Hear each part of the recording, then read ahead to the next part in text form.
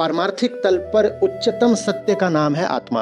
उसका न तो अहंकार से कोई संबंध है और न तुम्हारी देह से कोई संबंध है। तुम्हारी देह का किससे संबंध है? प्रकृति से। तुम्हारी देह का नकली संबंध किससे है? अहंकार से। तुम्हारी देह का असली संबंध किससे है? प्रकृति से। तुम्हारी देह का कोई संबंध किससे नहीं है? ठीक। कोई मिले आत्मा के बारे में बहुत सारी बातें बता रहा हूं क्या? चूस तो लॉलीपॉप ही रहे हो, बस ब्रांड का नाम आत्मा है, और बिना नाम के हमको चैन नहीं। बताओ ना, बताओ ना। तो लो, फिर उन्होंने दे दिया नाम आत्मा। जैसे ही उन्होंने नाम देने की गलती करी, लोगों ने खट से आत्मा को खाया और पेट में बैठा लिया। बोले आत्मा यहां रहती है हमारे, और जब मरते हैं तो फुदक के भागती है। पढ़ा है ना, सुना है ना? गंदा खेल देख रहे हो? कितनी गंदी चीज होती है वो। कौन? अहंकार। वो आत्मा को भी खा जाती है, वो सत्य को भी खा जाती है। वो किसी भी चीज पर अपने गंदे हाथ रखने में जरा संकोच नहीं करती। वो बिल्कुल छी है। उसके लिए पवित्र जैसा कोई शब्द होता ही नहीं। वो कुछ भी पवित्र नहीं मानती। कौन? ईगो। उसके लिए हर चीज क्या है? थूकदान, पीकदान। जैसे होते ना घटिया किस्म के लोग, जिनके लिए पूरी पृथ्वी क्या होती है? पीकदान। वैसे अहंकार के लिए हर विषय पीकदान है। वो सत्य को भी विषय बनाकर सत्य पर भी थूक देता है। उसे किसी पर भी थूकने में कोई हिचक नहीं, कोई लाज नहीं। वो किसी पर भी थूक देगा। जब वो उच्चतम को नहीं छोड़ सकता तो किसी और को क्या छोड़ेगा? सोचो कैसा शातिर दिमाग होगा जो इस तरह की कहानियां बनाता रहा होगा बैठ करके। कैसा आदमी होगा वो? सोचो, सोच सकते हो? कितना खतरनाक आदमी होगा जो बैठ करके ऐसी कहानियां सिर्फ गढ़ता नहीं होगा, लिख भी देता होगा, प्रचारित भी कर देता होगा। और कैसे भोंदू वो लोग रहे हैं जिन्होंने मान भी लिया। काहे को डर रहे हो कि शरीर के साथ मेरा क्या होगा? शरीर तो बिखरेगा। उम्र आएगी, बीमारी आएगी, दुर्घटना आएगी, शरीर तो बिखर जाएगा। कोई नहीं रोक सकता। तू कांपता रहता है, मैं मर जाऊंगा, मर जाऊंगा। और शरीर के बिखरने पर तुम्हारा मरण ना हो, यह संभव नहीं। तो एक ही तरीके से बच सकते हो कि तुम न रहो। तुम न रहो, यही अमरता है। हन्यते हन्यमाने शरीर। तुम न रहो, यही अमरता है। तुम रहोगे तो मरोगे। मुझे क्या लग रहा है 120 का हो जाएगा तो मौत से मरेगा? तू तब भी उतना तड़पेगा कि थोड़ा और जी लेने दो। कोई 40 में मरे, 60 में मरे, 80 में मरे, सब एक बराबर ही तड़प रहे होते हैं। थोड़ा 120 से भी क्या हो जाएगा? बात आ रही है समझ? ये जो करना हो, हरी मरे तो हम मरे, हमारी मरे भला है। तुझे बिखरना है बिखर, हम नहीं मरते। अब हम नहीं मरते। मजे की बात है ना? कोई आया है तुमको जापान के उसी गांव ले जाने, वो बोल रहे हैं वहां बूढ़े नहीं होते। बोल रहे वो से बूढ़े नहीं होते, हम तो मरते ही नहीं। बात आ रही है समझ में? अमरता माने यही होता है। आत्मज्ञान ही अमरता है।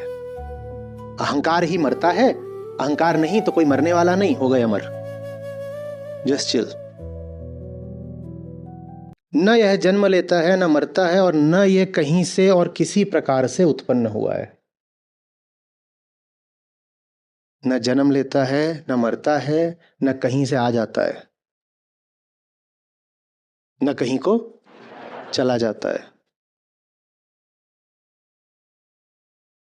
अचल, अडोल, अडिग, अकंप, इसीलिए कहते हैं आत्मा को। ये सब उसी का नाम है। क्यों?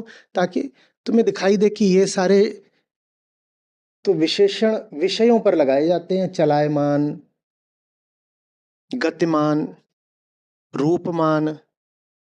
जो भी बात किसी विषय पर लागू हो सकती है, उसको नकार करके आत्मा का परिचय दे दिया जाता है। विषय सारे बदलते रहते हैं तो आत्मा को हम क्या बोल देते हैं? अचल है, अपरिवर्तनीय है। इसका मतलब यह नहीं है कि आत्मा कोई वस्तु है जो अचल है। इसका मतलब यह है कि जो कुछ भी चलायमान है उसको तुम, और सब कुछ ही चलायमान है। देखने वाला भी और दिखाई देने वाला भी। तुम माने जो कुछ भी तुम्हारे खोपड़े में आ सके उसको आत्मा नहीं बोल देना। नहीं तो माने नहीं। आत्मा न तुम्हारे खोपड़े की चीज है, न तुम्हारे शरीर की चीज है। शरीर के भीतर कोई आत्मा नहीं होती, और आत्मा परम सत्य है। लोग मेरी इतनी सी बात को पकड़ लेते हैं कि इन्होंने कहा कि शरीर के भीतर आत्मा नहीं होती। ये कौन सा आचार्य है, ये आत्मा से इनकार करता है। और जो मैं दिन रात बता रहा हूं कि आत्मा ही परम सत्य है, वो उस बात को बिल्कुल बेईमानी के साथ छुपा जाते हैं। वो कहते हैं ये कहाँ का हिंदू है, तो आत्मा का ही खंडन करता है। मैं आत्मा का नहीं, तुमने जो आत्मा को लेकर विकृत सिद्धांत बना रखे उनका खंडन करता हूं। मेरा काम है आत्मा को लेकर के जो कचरा फैलाया गया है उसको साफ करना, और उस कचरे को हटाने के बाद जो शेष रह जाता है, अगर अभी तुम भी शेष बचे हुए हो बोलने के लिए तो फिर बोल दो, उसको ही आत्मा कहते हैं। पारमार्थिक तल पर उच्चतम सत्य का नाम है आत्मा।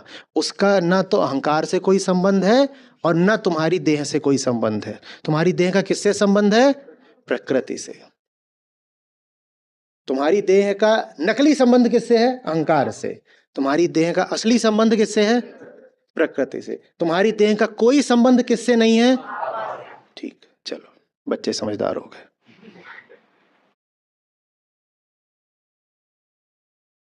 आ रही बात समझ में? यह अजन्मा, नित्य, शाश्वत और सनातन है। शरीर के नष्ट होने पर भी इसका विनाश नहीं होता। शरीर के नष्ट होने पर किसका विनाश होता है? आत्मा का क्या जाएगा? आत्मा तो कुछ समझ में आ रही है बात? ये मैं अहंकार नहीं हूं। अहंकार क्या है? Psychological ego. याद था? जब मैं कहता हूं कि मैं प्रकृति हूं तो थोड़ा सा परायापन उसमें भी रह गया। कौन सा परायापन? देह का। मैं मां की गोद में हूं, अच्छी बात। मैं मां के भीतर हूं, अच्छी बात। मैं मां के बाहर हूं, अच्छी बात। लेकिन अभी इतना तो कह ही रहे हो कि दो हैं, मैं और मां। तो ये इतना सा परायापन तो अभी भी रह गया। जब ये इतना सा जो परायापन है वो भी चला जाता है तो जो अद्वैत बचता है, जिसमें अब कोई दो नहीं है, उसको आत्मा कहते हैं। स्पष्ट हो रही है बात? उसकी कल्पना नहीं की जा सकती, तो उसके बारे में तुक्के लगाने की या सोचने की कोई जरूरत नहीं है। तुम्हारी सोच में नहीं घुसने वाली आत्मा।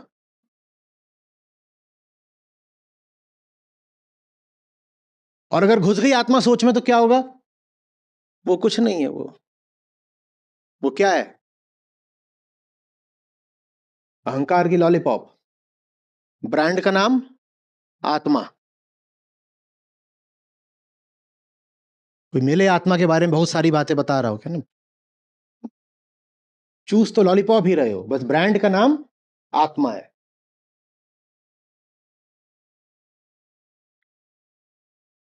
उसके बारे में बोलते नहीं है। इतना ही हमने कर लिया, वो भी एक खोट है। वो भी एक धृष्टता ही है कि हमने उसको नाम दे दिया। क्या नाम? नाम भी नहीं देना चाहिए था। जिसका रूप नहीं, गुण नहीं, आकार नहीं, अतीत नहीं, भविष्य नहीं, स्थान नहीं, उसका नाम कहां से आ गया रे? उसका कोई नाम भी नहीं। पर बिना नाम के हमको चैन नहीं। बताओ ना, बताओ ना। तो लो, फिर उन्होंने दे दिया नाम आत्मा। जैसे ही उन्होंने नाम देने की गलती करी, लोगों ने खट से आत्मा को खाया और पेट में बैठा लिया। बोले आत्मा यहां रहती है, हमारे पेट में रहती है, और जब मरते हैं तो फुदक के भागती है।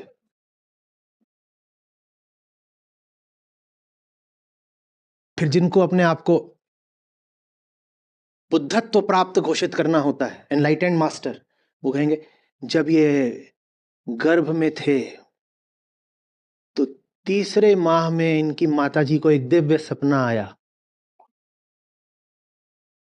और सपने के अंत में इनको अनुभव हुआ जैसे ठंडी हवा का कोई झोंका इनके गर्भ में प्रवेश कर गया हो, और फिर ये तत्काल उठ बैठी। और जब ये उठ बैठी तो इन्होंने पाया एक जबरदस्त इंद्रधनुष खिला हुआ था रात के बीचों बीच, और मौन की घंटियां बज रही थी। उसी क्षण माताजी समझ गई कि मेरे गर्भ में कोई दिव्य आत्मा प्रवेश कर चुकी है। और यह प्रमाणित हुआ कि इन्होंने जैसे ही जन्म लिया तो नर साई उसका मुंह देखे और बोले हरि ओम तत्सत।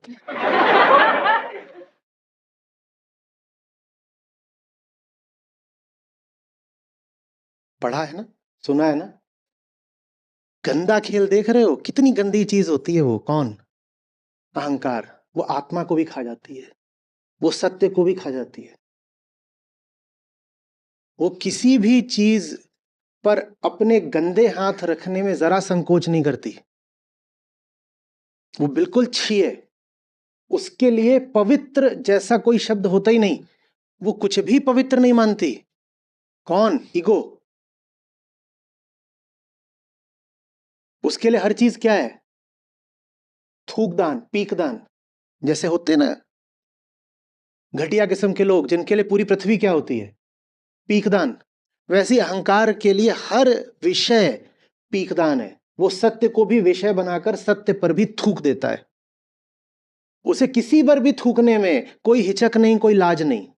वो किसी पर भी थूक देगा। जब वो उच्चतम को नहीं छोड़ सकता तो किसी और को क्या छोड़ेगा?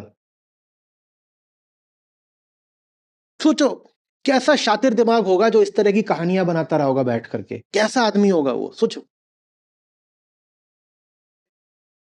सोच सकते हो कितना खतरनाक आदमी होगा जो बैठ करके ऐसी कहानियां सिर्फ गढ़ता नहीं होगा, लिख भी देता होगा, प्रचारित भी कर देता होगा। और कैसे भोंदू वो लोग रहे हैं जिन्होंने मान भी लिया। रातों के इंद्रधनुष, मौन की घंटियां और माता जी के गर्भ में शीतल वायु के झोंके का प्रवेश। नहीं हो सकता। एनाटॉमी ही इजाजत नहीं देती। गर्भ की बात कर रहे हो, गुफा की थोड़ी। शीतल वायु कैसे प्रवेश कर जाएगी?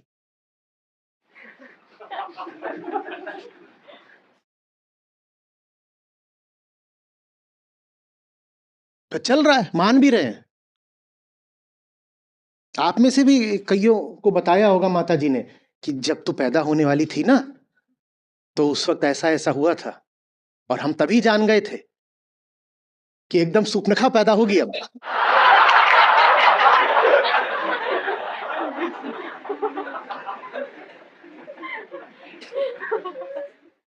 किस किस के साथ हुआ है देख।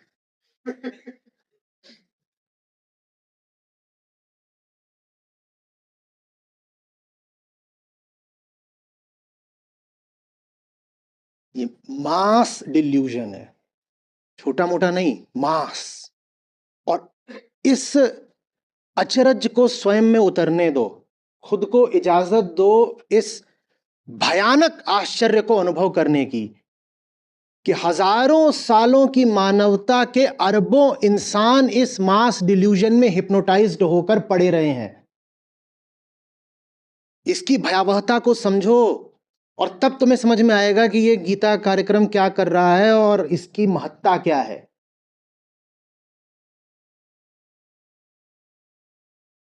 हम किसी एक वर्ग, किसी एक पंथ, किसी एक राष्ट्र की बात नहीं कर रहे हैं। हम किसी एक समय पर काम नहीं कर रहे हैं। इंसान अपने पूरे इतिहास में जो स्वयं को बड़े से बड़ा धोखा देता रहा है, एक इंसान नहीं, पूरे का पूरा समाज आयोजित तरीके से, ऑर्गेनाइज्ड डिल्यूजन, पूरा विश्व, एक एक पंथ, एक एक धारा जो स्वयं को मूर्ख बनाती रही है सामूहिक तौर पर, हम उससे खुद को उबारने की कोशिश कर रहे हैं। यह है गीता समागम, और तुम्हें इसका महत्व तो समझ में नहीं आ रहा है। जिसको बचाया जा रहा हो उसको न समझ में आ रहा, उसे बचाया जा रहा है, पर जिसके मुंह से शिकार छीना जा रहा है उसको तकलीफ हो रही है, और अब उसके वार बढ़ते भी जा रहे हैं।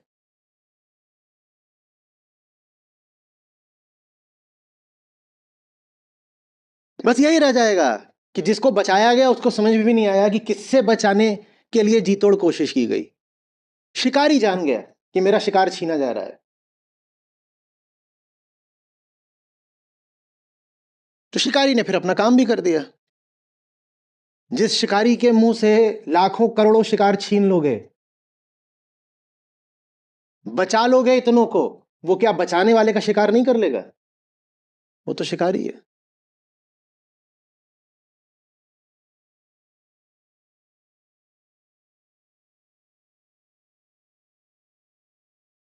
आ रही है बात समझ में?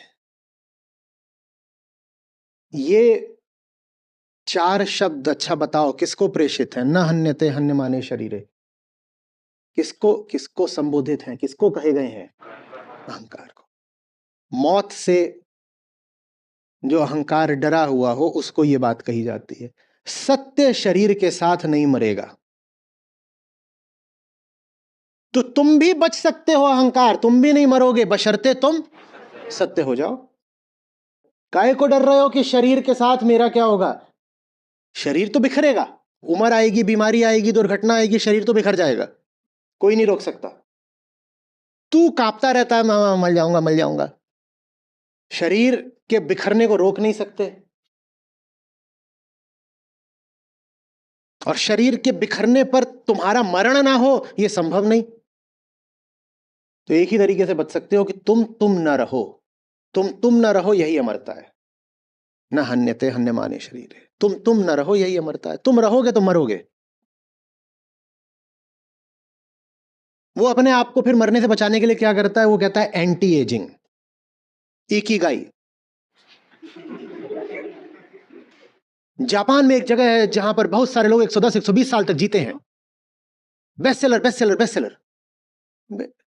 तो तुझे क्या लग रहा है 120 का हो जाएगा तो मौत से मरेगा? तू तब भी उतना तड़पेगा कि थोड़ा और जी लेने दो। 120 से क्या हो गया? कोई 40 में मरे, 60 में मरे, 80 में मरे, सब एक बराबर ही तड़प रहे होते हैं थोड़ा। 120 से भी क्या हो जाएगा? और मेडिकल साइंस कितनी भी तरक्की कर ले, 120 को 150 बना देगी। इसके आगे तो नहीं पहुंच जा पाओगे। और ये भी समझना अच्छे से कि वो तुम्हें प्राकृतिक रूप से बिखरने से बचा सकते हैं, बम से बिखरने से नहीं बचा सकते।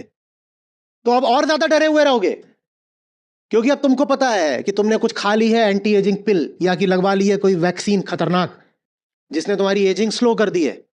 तो हो सकता है तुम 150 साल जियो।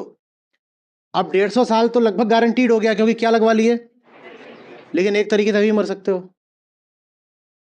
अब सड़क पर निकलने से भी कांपोगे, दिन रात कांपोगे सड़क पे निकलने पर भी, कहीं कोई आकर मार ना दे। अभी तो ये कह लेते हो ना मरना तो है ही, चलो खतरे उठाते हैं, फिर खतरे भी नहीं उठा पाओगे। क्योंकि कहोगे कि अगर खतरे नहीं उठाए तो 150 जी सकता हूं, वैक्सीन लगवा ली है। अब खतरा उठाना और ज्यादा खतरनाक हो जाएगा, और ज्यादा डरे रहोगे। और मृत्यु भयावह लगती ही इसीलिए क्योंकि उसमें डर है। तो ये कौन सी तुमने अपनी उम्र बढ़ाई जिसमें डर और बढ़ गया? ये तो अब तुम और जीते जी मरे हुए हो। इससे अच्छा तो ये है कि एक सार्थक जिंदगी जी के 60 70 में निकल लेते। अब जी रहे हो 150 साल और कांप रहे हो लगातार।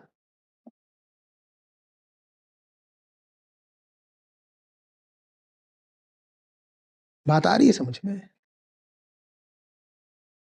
अच्छा सोचो, तुम्हें ये बता दिया जाए कि तुम मर ही नहीं सकते, 10,000 साल की जिंदगी है तुम्हारी, तुम्हें पता है ना कैसे हो जाओगे? मतलब प्राकृतिक रूप से अब नहीं मरोगे, हिरण्यकश्यप वाला नहीं हो गया। बस प्राकृतिक रूप से तुम्हारी अब एजिंग प्रक्रिया रोक दी गई है, तुम नहीं मरोगे, 10,000 साल चलोगे। सोचो कैसे जियोगे? बुरी तरह से डरे हुए जियोगे अब, because the ball is in your court, the game is yours to lose now. तुम कहोगे कि अब 10,000 साल जीने की गारंटी मिल गई है, अब बस अपने आप को बचा के रखो, कहीं कोई वायरस ना लग जाए, कोई गाड़ी ना मार दे, कोई गोली ना मार दे, क्योंकि उनसे तो अभी भी मर सकते हो ना। तो अब और ज्यादा डरे रहोगे, 10,000 साल भयानक डर में बिताओगे।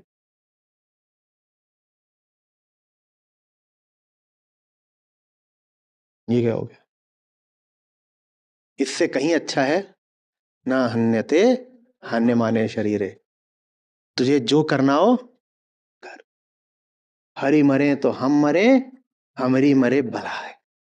तुझे बिखरना है बिखर, हम नहीं मरते, अब हम नहीं मरते। मजे की बात है ना। कोई आया है तुमको जापान की उसी गांव ले जाने, वो बोल रहे हैं वहां बूढ़े नहीं होते, बोल रहे वो से बूढ़े नहीं होते, हम तो मरते ही नहीं। बात आ रही है समझ में? अमरता माने यही होता है, आत्मज्ञान ही अमरता है।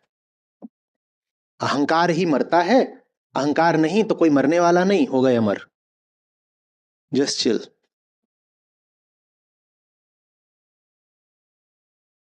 अमरता इज सो कूल।